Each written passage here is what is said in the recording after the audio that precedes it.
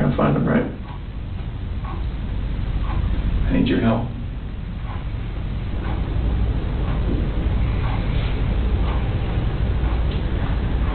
When we find the guy who took him, what do you think we should do? This is what is known as a behavior-provoking question. An innocent person will usually give what is known as a draconian response. They will immediately respond with the harshest sentence possible for the crime they are falsely being accused of committing. A deceptive individual will often give an equivocating response. This means that they will fragmentize and divert from the question to a certain degree as a means to avoid responding to the query in its entirety. They're going to come home safe, correct? When you find the guy. When we find the guy, they're going to come home. Life in prison would be that's what I would think with 2 kids that are involved. What if he hurt them?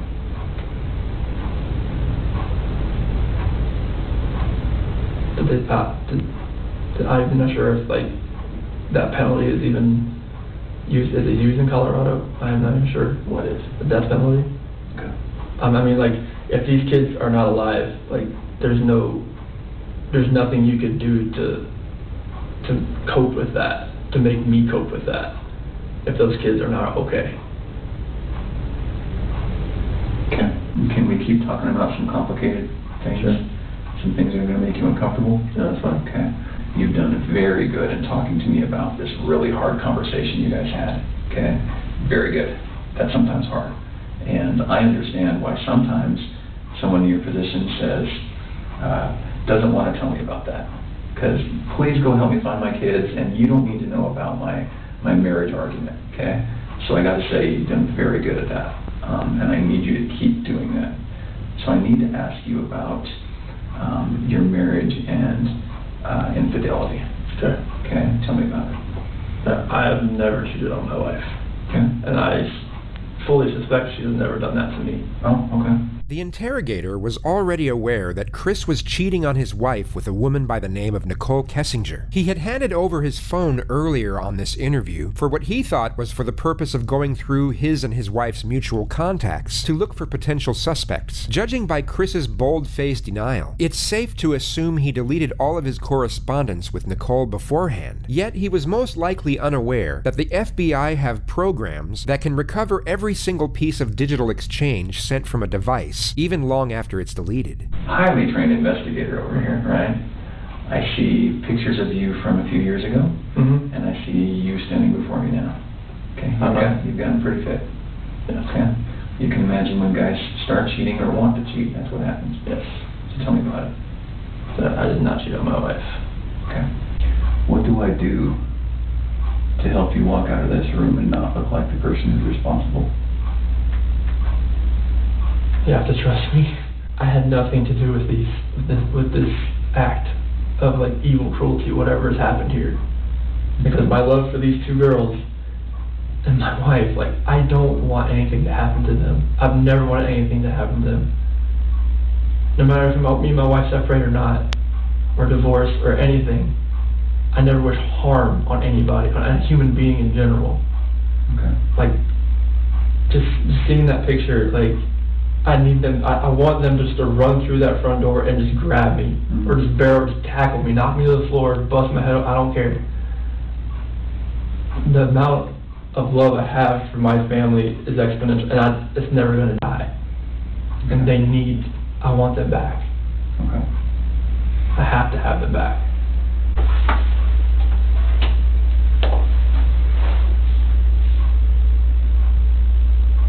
When you walk out of this room, there's nothing I can say to a room full of police officers that's going to convince them that you have nothing to do with this. I know. You know what they think. I know all that. Yeah. Here's a guy who didn't call 911, who woke his wife up at a ridiculous hour because he was so guilty about something that he had to get it off his chest and say, I don't love you anymore, I'm leaving you. That didn't go well. Okay, so what happened? She told me she wanted me to wake her up before I left. That's why I didn't just wake her up, just to tell her this. I woke her up That's what she wanted to do, and we talked. Like, usually at 4 a.m. I wake up, I go down and work out. This day, I wanted to talk to her about this.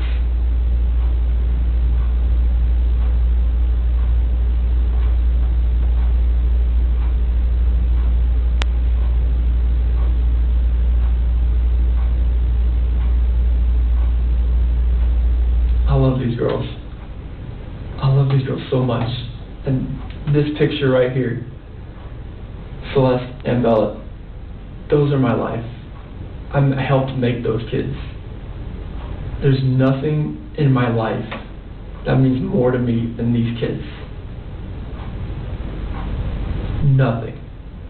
Kids, that's your life. That's your lifeline. That's everything. Like, you make kids, they come first before anything. Kids, spouse, family. That's what it's always been.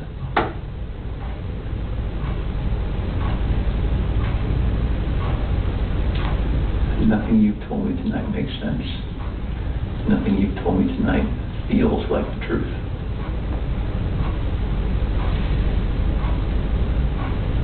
Can we start over? Sure.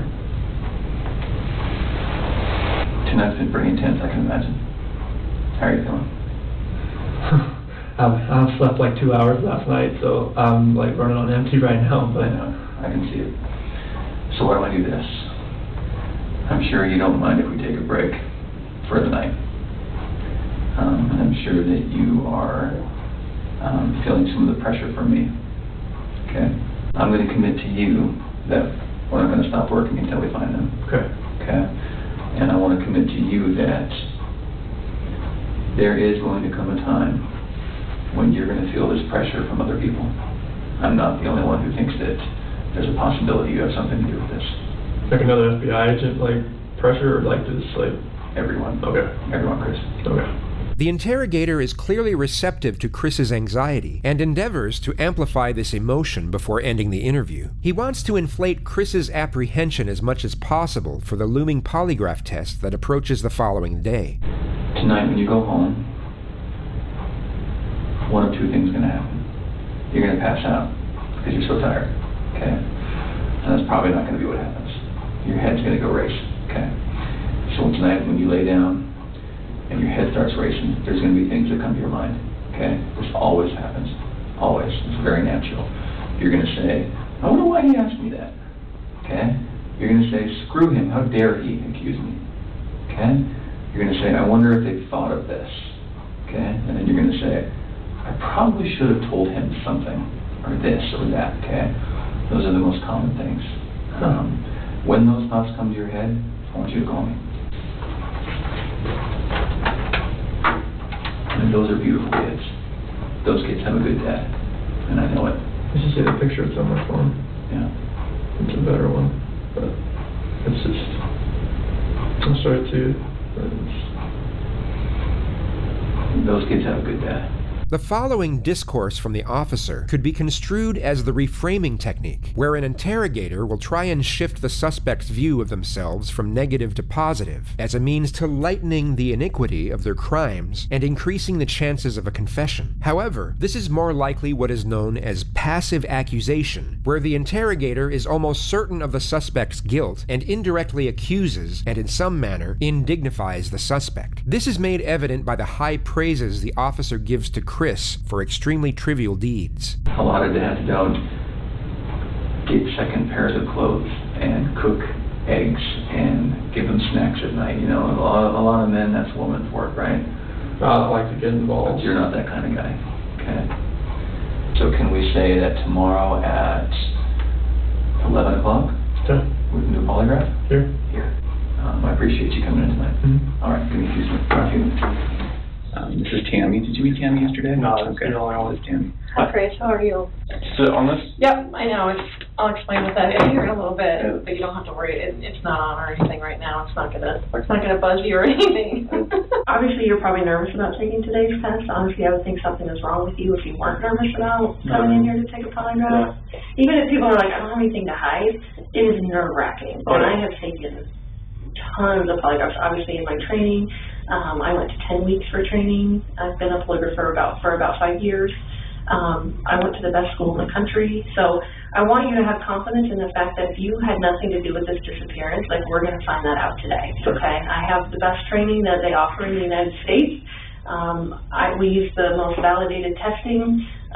That's the way I'm going to ask you the questions. So believe me, if you had nothing to do with this, I will be able to show them that today. This is psychological pressure disguised as reassurance. It's not a routine procedure during the pre-test phase of a polygraph exam, yet this technique will be used when the suspect's guilt is almost conclusive. Polygraphs are not a foolproof system, and they can be beaten, but with a heightened state of anxiety, it becomes considerably more challenging and unlikely. On this occasion, the polygrapher distinctly applies this technique for maximal effect. There's actually only two ways you can fail a polygraph, okay? The first way would be if you fail to follow my instructions. I'm going to give you a lot of instructions today about how to sit still, how to answer questions, things like that. So if you fail to follow those instructions, you will not pass today's test, okay? The second way would be if you choose to lie to me today. You know, if you did have something to do with their disappearance, it would be really stupid for you to come in and take a polygraph today. Exactly. Right? Like, it would be really dumb. Like, you should not be here right now sitting in this chair if you had anything to do with Shanann and the little girl's disappearance, okay? Well, yeah, everything flourished from there. Like, in 2011, I proposed to her over in Ocean Isle Beach. And she was just sitting there crying with a little eviction notice, and she recorded it. It was an amazing day just to see that. And then she left. I was there. Like, she had a midwife for this one, so like they actually had me like, "Oh, you can stand here and like, you know, catch her," and like, but Celeste came out like so fast that like I barely had a chance to go like this, and they moved me out of the way because she just like came out. The polygrapher will also obtain the examinee's version of the facts regarding the specific issues under investigation. Like, I was just hoping that I would get that knock on the door or a phone call or a text. I mean, her phone, they have her phone. Like, hopefully maybe it's a number I don't know. Hopefully it's like, you know, like a burner phone or some kind of like phone she bought, and she could just text me and call me like, "Hey, I'm okay." Something. Or just get a knock on the door and then the kids just run in. I miss like the kids like sitting at the dinner table and like having to tell them to eat their dinner, and like I miss them throwing their chicken nuggets at me. Like, I just want to find them. I want them to come home safe. Like, wherever they are, I hope they are safe. And I really hope they can just come home. It makes me feel like, all right, maybe somebody has her that's not keeping her safe, or something terrible has happened, and that's the nightmare. And what would that terrible thing be? That somebody hurt them. Chris recounts a brief summary of the events and states multiple vague possibilities for his family's disappearance. The polygrapher then starts to elect specific timelines for Chris to give his account on. You said the next thing you know is her getting into bed with you, is that right? I felt her get in bed. We didn't say anything because I just kind of felt it. Okay. Do you know if she was on her phone or like how any of that works? I don't think she was on her phone. Was she mad at all? I mean, crying like she was, crying like I was. I mean, yeah, I mean, she was upset, but I mean, it comes with that kind of conversation. In the next moments, you will see another subterfuge of psychological pressure, this time disguised as routine questioning procedure. I know it's totally awful to think about, but what are ways, because I need to make sure that you know what I'm talking about, what are ways that you can make someone disappear?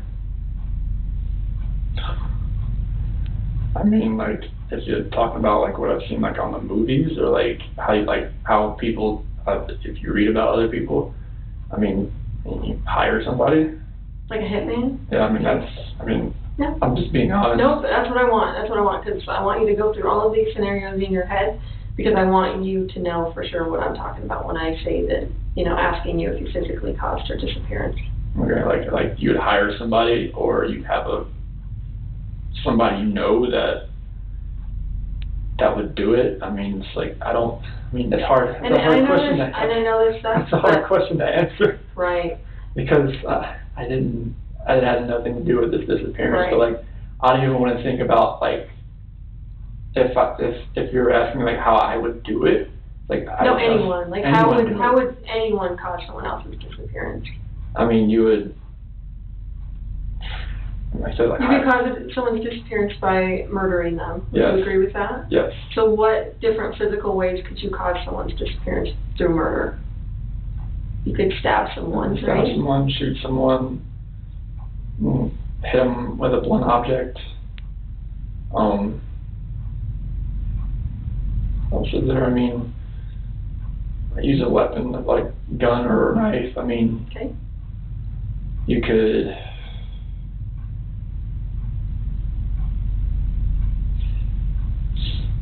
You could smother someone. smother someone, You could strangle someone. hang someone. I mean, yeah, you can, all that kind of things. I mean, it's hard to even think about that kind of stuff right now. Mm-hmm. So you could strangle someone, you could drown someone, Yeah. you could shock someone to death, you could burn someone alive. What other ways can you think of? As far as like lure them into a trap, I guess. What do you mean? What? Like, you know, like have somebody waiting like around the corner and like, you know, hey, Sure.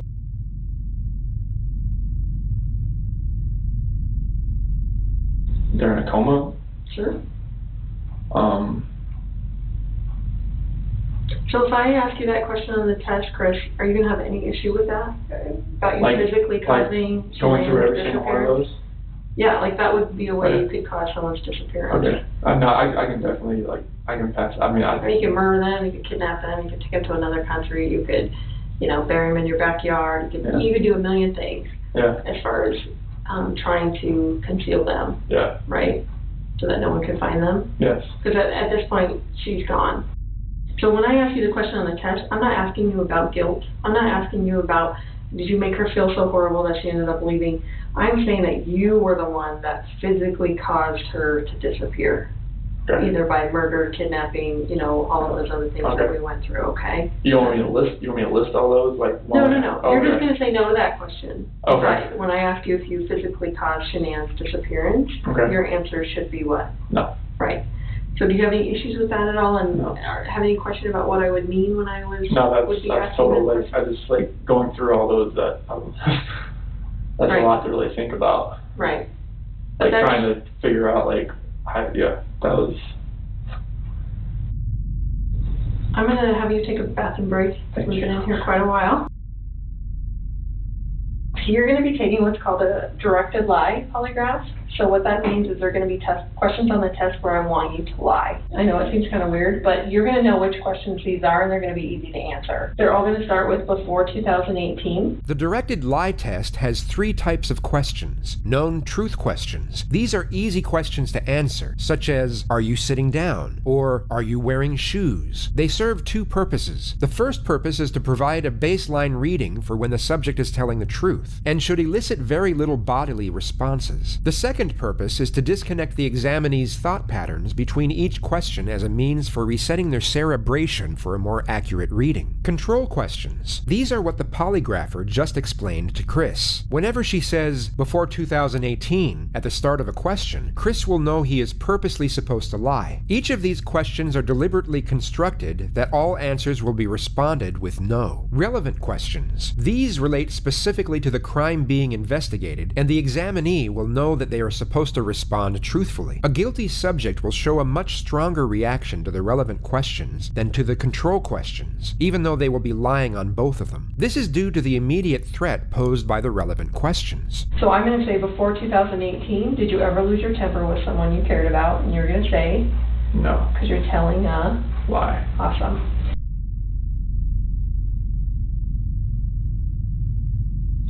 The test is about to begin. Please remain still. Did you write the number 1? No. Did you write the number 3? No.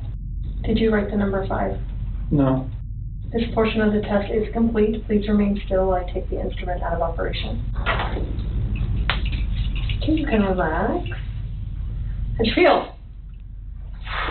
This is the last time the polygrapher will have any correspondence with Chris before the real test begins. She gives him an initial compliment in a reassuring tone. You did great. That was You remembered to lie and everything. That was awesome. That was... This momentary boost in his confidence is then abruptly ripped away as he receives the following information. So, you obviously are a really bad liar. Have people told you that before? Like, the second you tell a lie, like, they can tell, like, on your face that... Because the second you lied to the number 3, like, I don't know if you heard me clicking, but I had, like, turned down the sensitivity because you were starting to go off the page. So, that is what I need to see as a polygrapher, because that tells me that you know it's wrong to tell a lie.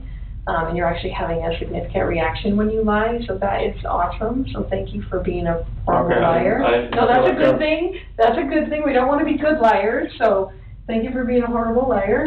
And that just shows me that, you know, obviously on the test when they're asking, you know, significant stuff about your wife, if you're lying to that, it's going to be even 10 times more amplified. So I appreciate that. I appreciate that very much, more than you know. So that was awesome. And the coolest thing about this is right now, there's only one person in this room that knows what the truth is. And in about 5 minutes, there's going to be 2 of us. So that's the coolest part, okay? And then I can go share that with them out there. Okay? Okay. All right, you ready? Let's do it. The test is about to begin. Please remain still. Do you understand that I will only ask you the questions we have discussed? Yes. Regarding Shanann's disappearance, do you intend to answer all of the questions truthfully?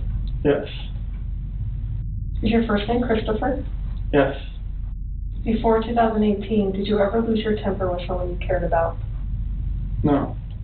Did you physically cause Shanann's disappearance? No. Were you born in 1985? Yes.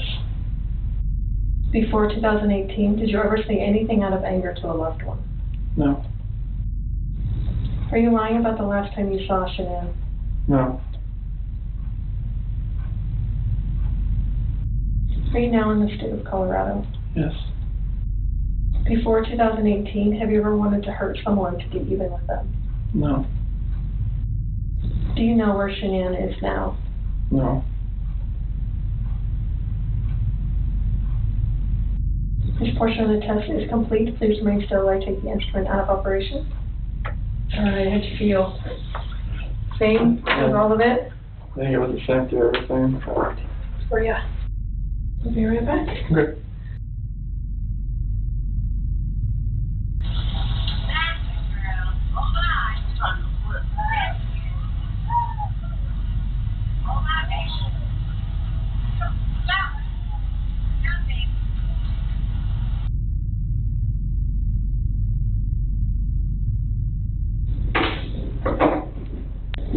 Oh my gosh, I did forget part of it, didn't I?